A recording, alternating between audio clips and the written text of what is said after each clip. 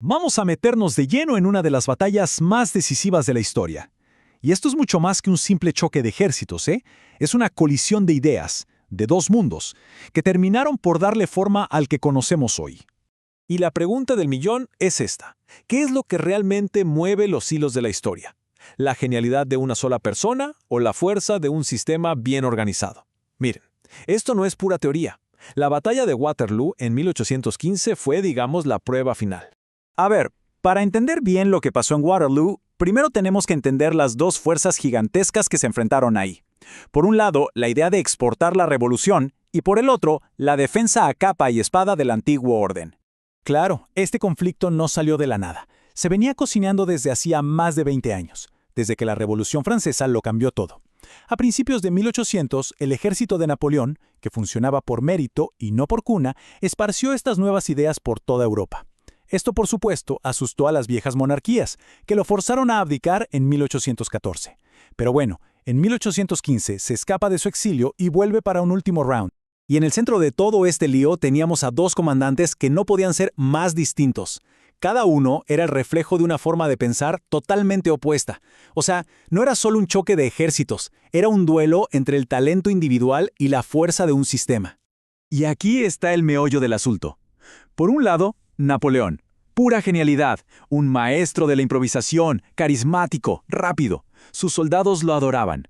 Por el otro, Wellington, el gerente perfecto, un maestro de la logística, metódico, sistemático, un experto en la defensa. Era literalmente el genio contra el sistema. El regreso de Napoleón fue una locura. Desató un periodo que conocemos como los 100 días, que fue básicamente una apuesta final, un todo o nada para recuperar el control de Europa. Pero Napoleón, la verdad, estaba en un aprieto.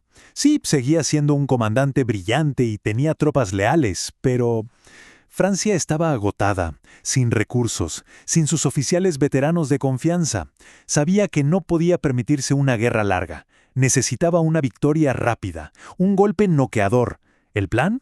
Atacar en Bélgica y derrotar a los ejércitos aliados por separado, antes de que pudieran juntarse. El plan de Napoleón en papel sonaba perfecto.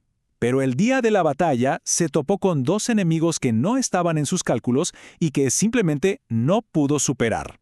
Resulta que los verdaderos protagonistas de Waterloo no fueron los generales, no, fueron el clima y el terreno, cosas que nadie podía controlar y que cambiaron las reglas del juego de una forma que nadie se esperaba. Imaginen la escena. Una lluvia torrencial la noche anterior dejó el campo de batalla hecho un lodazal. Esto fue un desastre para Napoleón porque su famosa artillería, la clave de su estrategia, apenas podía moverse. Encima, Wellington, muy astuto, colocó a sus tropas en una ladera, protegidas del fuego francés. Y mientras todo esto pasaba, el reloj seguía corriendo y los prusianos se acercaban cada vez más. Y aquí vino el golpe de gracia, la llegada del ejército prusiano. Cuando aparecieron en el flanco de Napoleón, la batalla cambió por completo.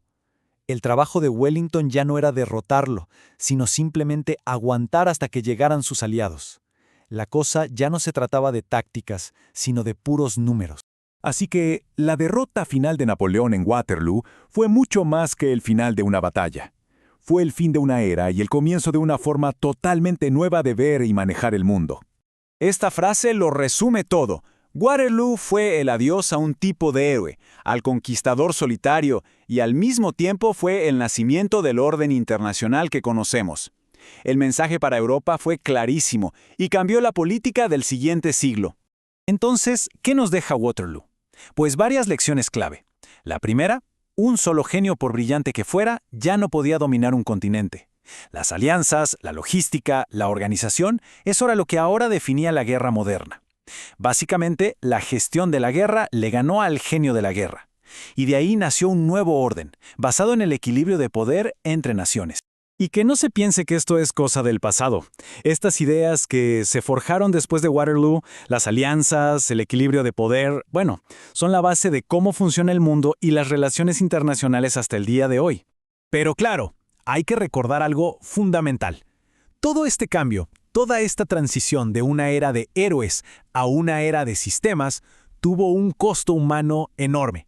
Lo pagaron los soldados y la gente común que quedaron aplastados en medio de estas grandes movidas estratégicas. Y esto nos deja pensando, ¿Waterloo puso fin a la era de los héroes o en realidad no? ¿Qué es lo que realmente mueve la historia? ¿Las personas excepcionales o esos sistemas poderosos que a veces ni siquiera vemos, pero que están ahí moviendo los hilos?